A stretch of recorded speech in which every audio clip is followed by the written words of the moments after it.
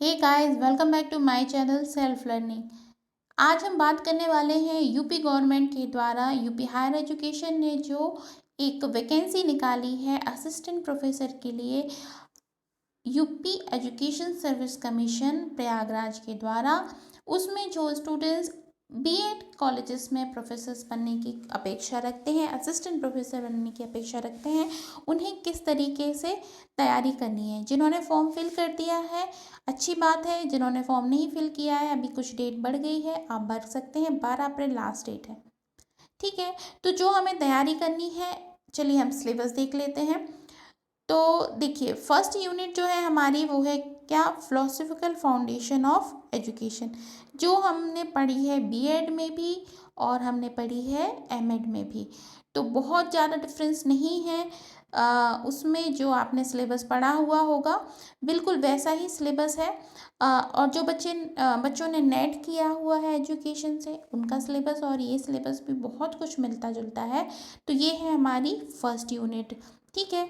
इसमें आपको वो सभी कुछ पढ़ना है जो कि आपने बीएड और एमएड के सिलेबस में पढ़ा है, जैसे कि शिक्षा और दर्शन में संबंध, शिक्षा और दर्शन में क्या एक दूसरे से किस तरीके से ये रिलेटेड है, वेस्टर्न स्कूल ऑफ फिलॉसफी क्या है, इंडियन स्कूल ऑफ फिलॉसफी क्या है, ठीक है। इसके बाद में आप पढ़ेंगे यहाँ पर विवेकानंद को, टैगोर को, गांधी को, अरविंदो को। फिलॉसफी में एक्सियोलॉजी, मेटाफिजिक्स एंड और आपकी एपिस्टेमोलॉजी। इसके बाद में आइडियलिज्म, रियलिज्म, नेचुरलिज्म, प्रैग्मेटिज्म, ये पढ़ने हैं आपको। इसके बाद में जो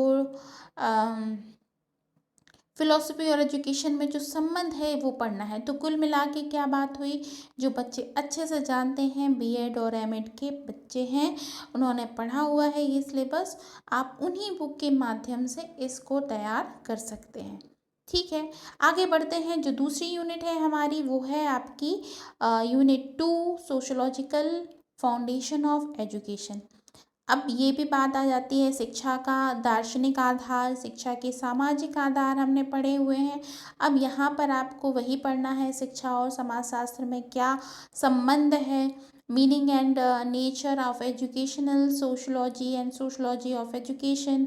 इसके बाद में दोनों के बीच में रिलेशन आपको पढ़ना है, role of home, school, community, media, state, culture and religion for socialisation. इसके बाद में एजुकेशन का क्या संबंध है, इंट्रीगेशन के लिए, वर्ल्ड के इंट्रीगेशन के लिए क्या संबंध है।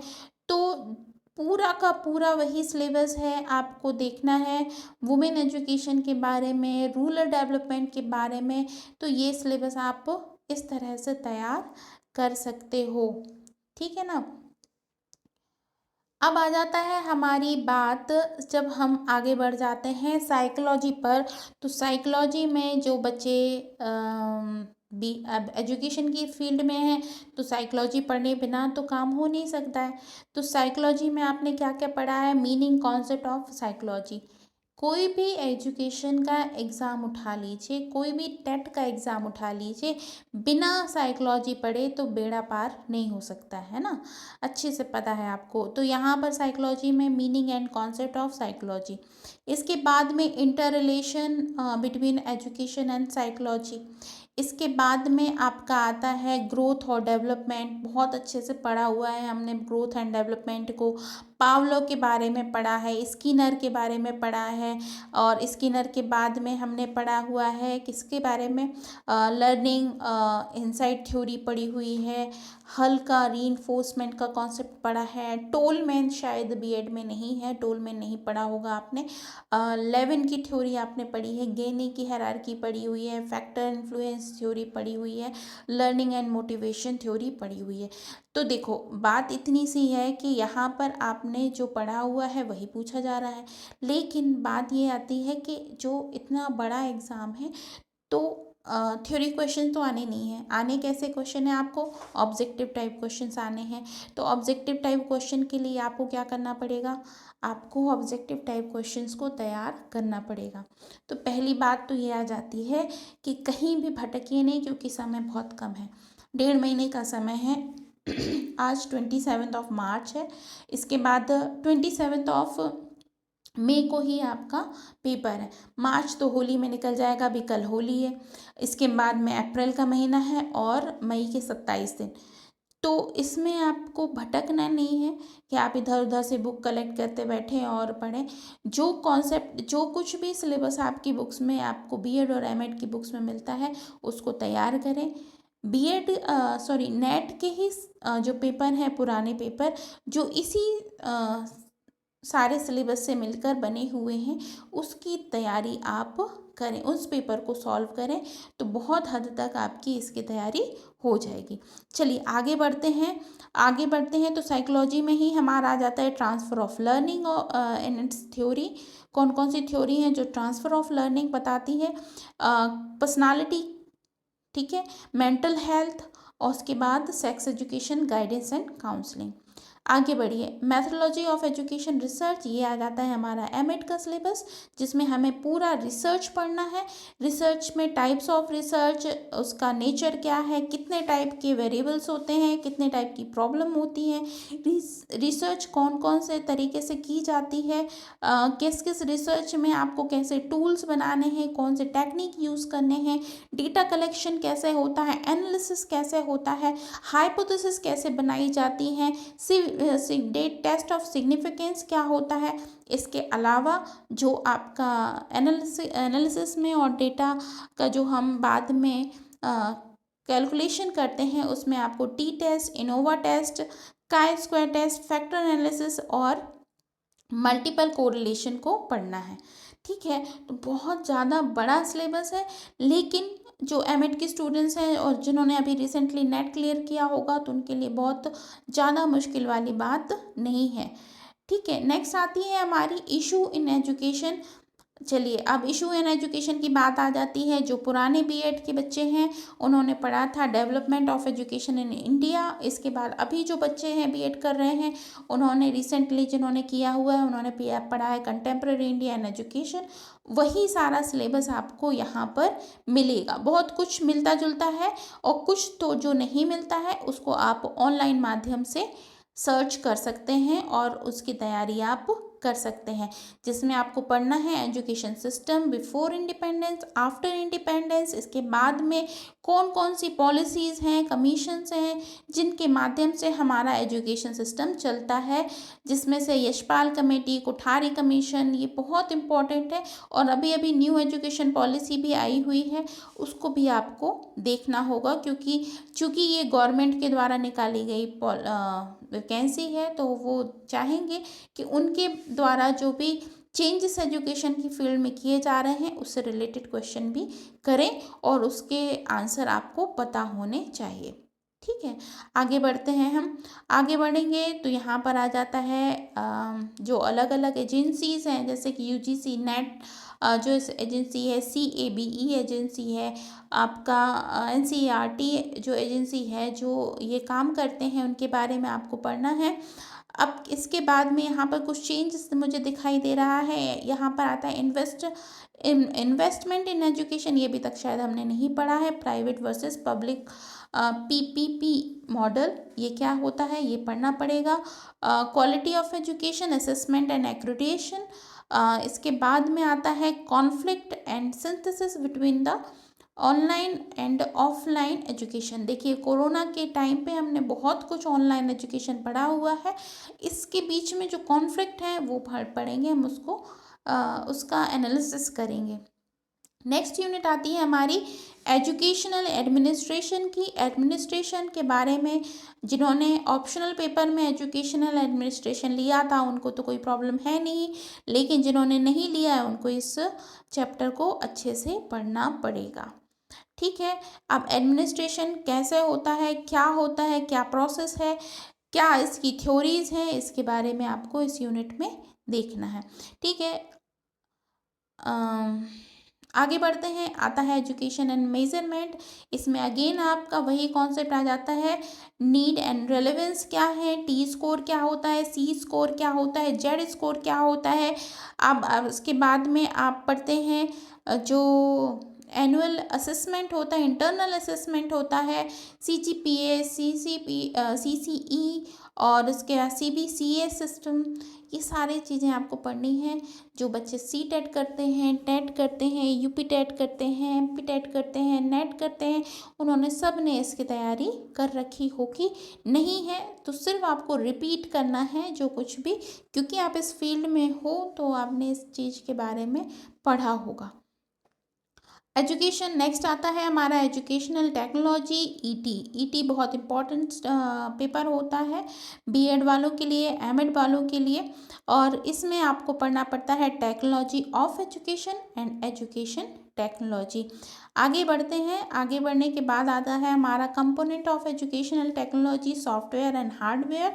इसके बाद में आ जाता है आपका multi media approaches in educational technology. अब क्योंकि टेक्निकोलॉजी बहुत बढ़ रही है और हम एजुकेशन में इसका बहुत बढ़ चढ़ के उपयोग कर रहे हैं, तो ये इम्पॉर्टेंट यूनिट हो जाती है आज के सिनारियो में, जिसमें से क्वेश्चन काफ़ी पूछे जा सकते हैं। तो इसकी तैयारी आपको बहुत अच्छे से करनी है। नेक्स्ट आ जाता है स्पेशल एजुकेशन। देखिए अब यहाँ पर थोड़ा सा डिफरेंस आ जाता है आपके सिलेबस में, जो कि नेट का सिलेबस है और आपका ये वाला सिलेबस जो है, इसमें देखिए वहाँ पर जो था हमारा वो क्या था आपका, स्पेशल एजुकेशन की जगह था हमारा इंक्लूसिव एजुकेशन। और इंक्लूसिव एजुकेशन में आप पढ़ते थे समावेशी शिक्षा। लेकिन यहाँ पर आपको जो पुराने चैप्टर थे बीएड के, एमएड के, उनमें पढ़ते थे हम स्पेशल एजुकेशन। और स्पेशल एजुकेशन में आ जाता था आपका क्या, concept, nature and need of special education. जो बच्चे किसी भी तरीके से डिसेबल हैं या फिर स्पेशल चाइल्ड्स हैं, उनके बारे में आपको अलग अलग पढ़ना है। अब जो बच्चा मेंटली चैलेंज्ड हो सकता है, जिन्हें दिखाई नहीं देता है, विजुअली जो थोड़े से डिसेबल हैं, या फिर जो बच्चे ऐसे हैं जिन्हें सुनने में कोई प्रॉब्लम है, इसके अलावा जो बच्चे ऐसे हैं जिन्हें सीखने में दिक्कत होती है, स्लो लर्नर हैं, लर्निंग डिसेबल चिल्ड्रंस हैं, इन सब के बारे में आपको इस चैप्टर में तैयारी करनी है। इसके बाद में आता है एजुकेशनल प्रोग्राम फॉर रिहैबिलिटेशन। मतलब जो इनकी वेलफेयर के लिए जो प्रोग्राम चल रहे हैं, स्टूडेंट्स के वेलफेयर के लिए, वो कौन कौन से प्रोग्राम्स हैं उनको आपको देखना है। लास्ट यूनिट आती है हमारी टीचर एजुकेशन की। टीचर एजुकेशन बहुत इम्पॉर्टेंट है, क्योंकि आप बेसिकली आप टीचर हैं और टीचर बनने के लिए ही आप इस एग्ज़ाम को दे रहे हैं। तो क्या कॉन्सेप्ट है, क्या नेचर है, कौन कौन से एम होते हैं टीचर्स के, क्यों पढ़ा जाता है teacher education, type of teacher education program. इसके बाद आता है आपका teacher effectiveness, criteria of admission, modification of behaviour, etcetera etcetera. तो ये सब कुछ जो एमएड के बच्चे हैं वो सब पढ़ रखे हैं। जो बीएड के स्टूडेंट्स हैं थे, जिन्होंने बीएड किया हुआ था, क्योंकि आपने इस पेपर को भरा हुआ है, इसका मतलब है कि आपने या तो एमएड किया हुआ है, नेट किया हुआ है, या तो आपने पीएचडी कर रखा है। तो ये बताने की ज़रूरत नहीं है कि इस टॉपिक को आप कहाँ कहाँ से ढूंढ सकते हैं। ये बात है, मैं आपको सजेस्ट यही करूँगी कि इधर उधर मत भटकिए। समय कम है तो तैयारी कीजिए। जो आपके पास पहले से ही आपके सिलेबस की बुक्स हैं उसको लेकर आप तैयारी कर सकते हैं। और कोशिश कीजिए पुराने नेट के पेपर से सिलेबस को सॉल्व कीजिए, पेपर को सॉल्व कीजिए। और कोशिश कीजिए स्पीड बढ़ाने की, क्योंकि क्वेश्चन कैसा आएगा, कैसा पेपर आएगा, इसका कोई बताया नहीं जा सकता है अभी। तो धीरे धीरे जैसे मुझे पता चलेगा मैं आपके साथ शेयर ज़रूर करूँगी।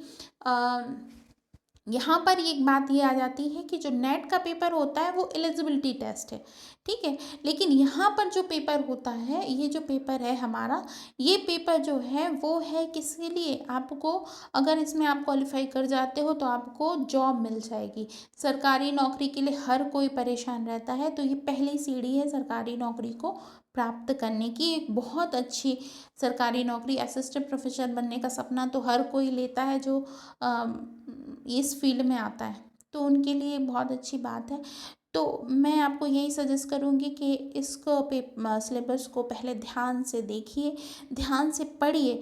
अगर आपने देखा नहीं है तो आराम से इसको पढ़ सकते हैं। इस वीडियो को बार-बार पॉज़ करके आप पढ़ सकते हो और इसके बाद में इसको मैं डिस्क्रिप्शन बॉक्स में भी इसके सिलेबस को मैं डाल दूँगी।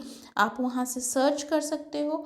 इसके बाद में बात आ जाती है कि अ तैयारी कैसे करनी है। तो तैयारी करने के लिए हम और आप दोनों मिलकर इसकी तैयारी करेंगे। जो मेरे पास मैटर होगा वो मैं आपको प्रोवाइड कराऊंगी।